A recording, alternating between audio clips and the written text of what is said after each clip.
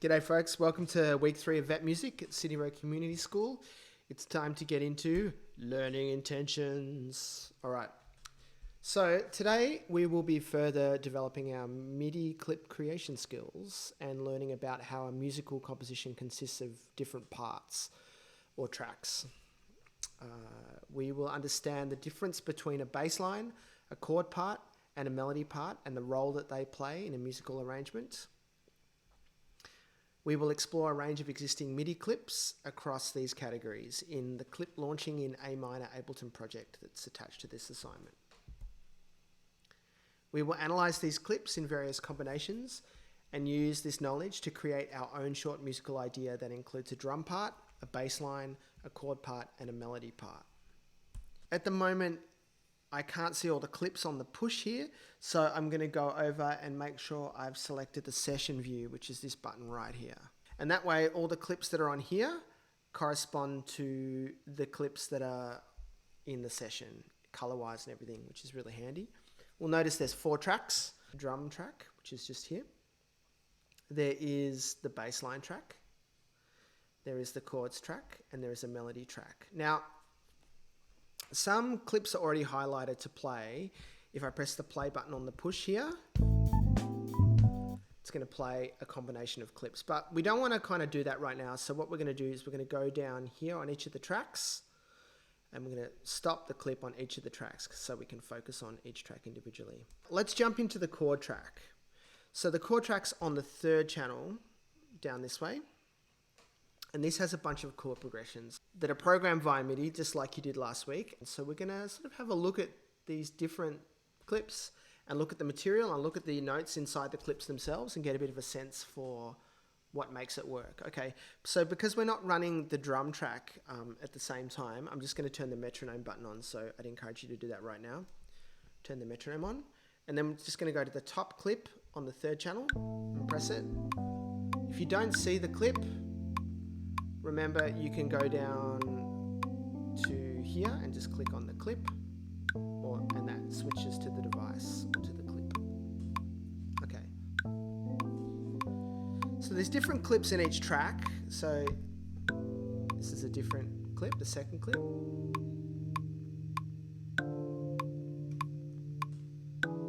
So they each have a different flavor.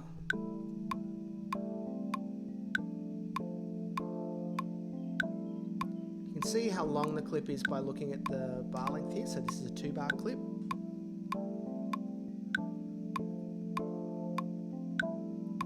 Cool. We'll flip to the next one.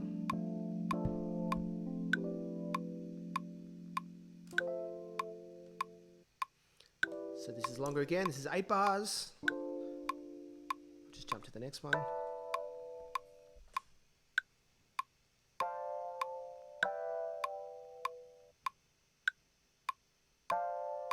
The next one.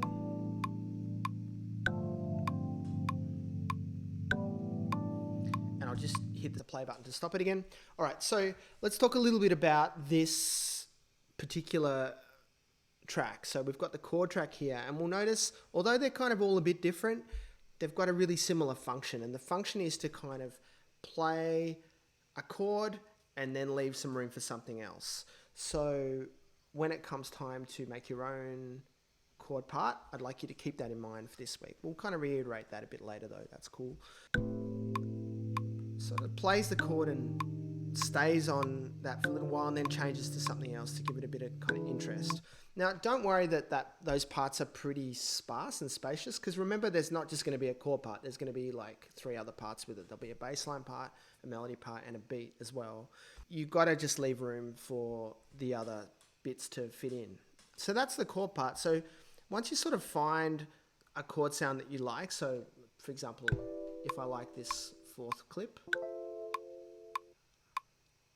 and what I like about that is it's got some movement, but there's lots of room for other parts. So I'm going to go and move to the 4th lane now, 4th track, and have a listen to some of these other melody parts. I might just stop that chord part for now, keeping in mind that I like that 4th clip. If I play the melody tracks, just do the top one.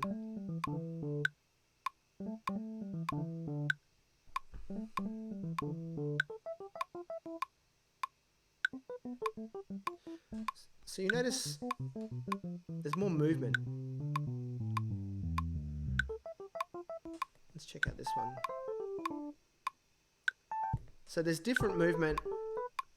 I think the main difference to note about the difference between the chords and the melody part is though they're similar sounding instruments, but the approach is really different. With the melody track, there's still got that spaciousness in the melody, but it's definitely kind of one note at a time thing. Whereas in the chord part, you'll notice there's multiple notes being played at once. So that's the difference between like a chord and a note kind of thing. Chords have multiple notes played at one time.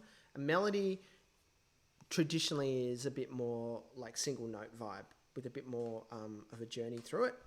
Let's see how some of those parts interject if we play them together. So that's the melody part there.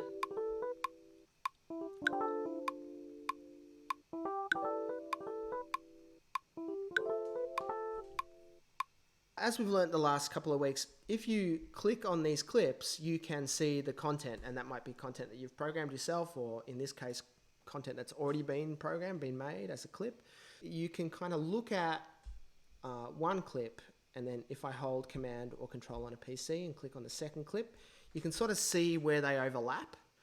In this case, you can see that the melody, it looks like it's playing over in the same register with the chords. And with the chords and the melody, they can play over the same register. Sometimes the chord will be mid-range and the melody will be higher, or the other way around. So it's quite flexible. But the part that's different is the bass part. The bass part definitely has to sit lower in the registers. So let me just talk a little bit about register. So register is like the pitch at which your part sits. And it might be a range within your part here. So this has got this note here. I want to hear those notes as I click on the piano thing. So I'm going to just click on this little headphone thing here. So make sure you do that. That's the first chord. I can also like click and drag over the chord to hear it. Second chord.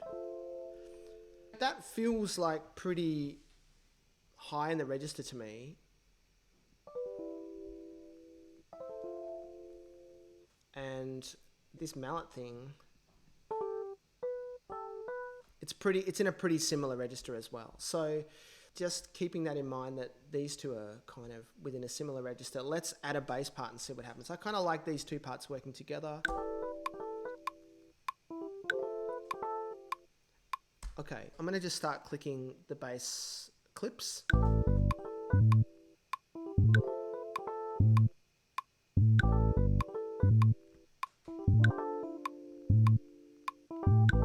This bass part here, although it's got some higher notes in it like here, I feel like the guts of this part is about anchoring that lower register, which is down here. These two notes here. Okay, cool.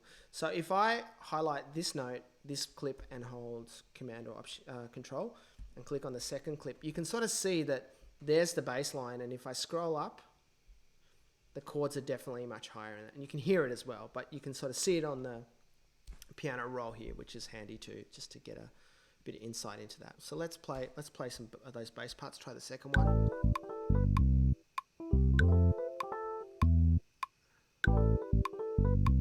Okay, so it is filling in some more room, but it's still got space in it. Okay, cool. Let's try this one. Next one.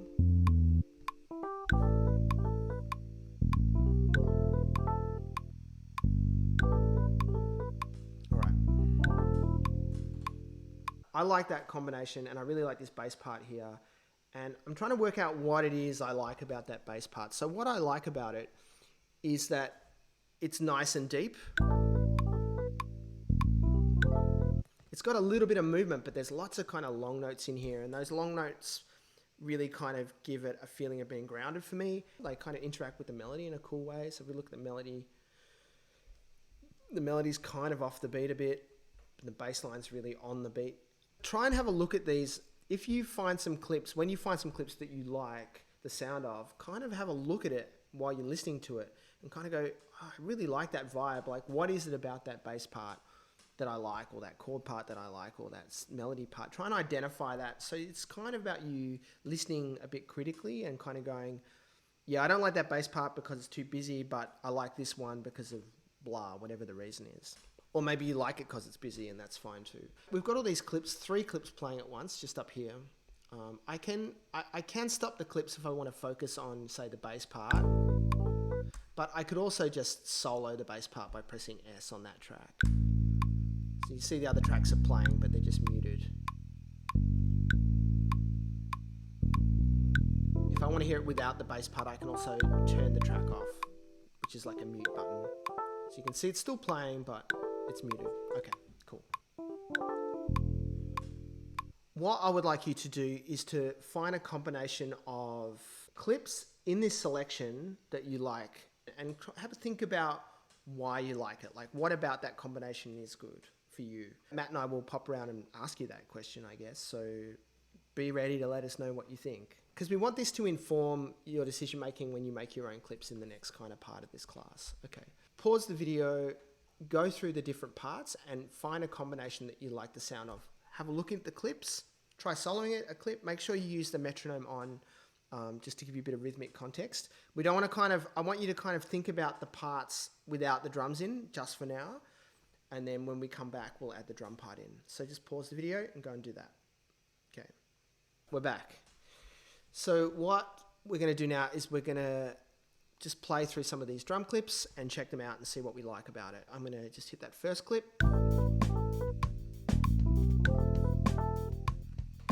Turn the metronome off because we've got the drums taking care of the beat.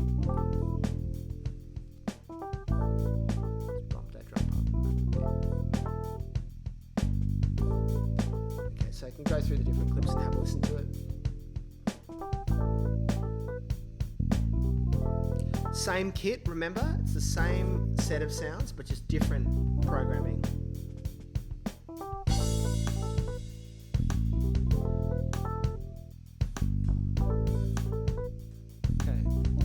If you want to kind of get into these drum clips, if you find something that you like in it, if you go, I like that kick drum, how often that kick drum's playing, or I like the gap in the kick drum pedal, or this hi-hat has more momentum because there's more of them, or this snare is off the beat a bit in the last half of the bar, and I like that. So try and be a bit critical about what you like about it. Remember, you can also solo it.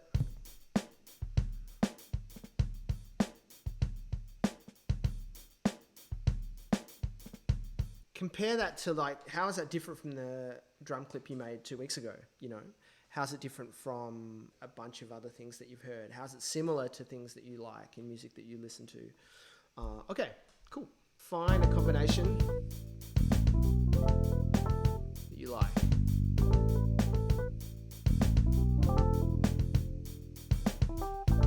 And then we're going to come back in the next video and we're going to have a bit of a look at making your own clips and using the inspiration from those other sounds that you've been checking out, and how that might inform your programming for this particular task.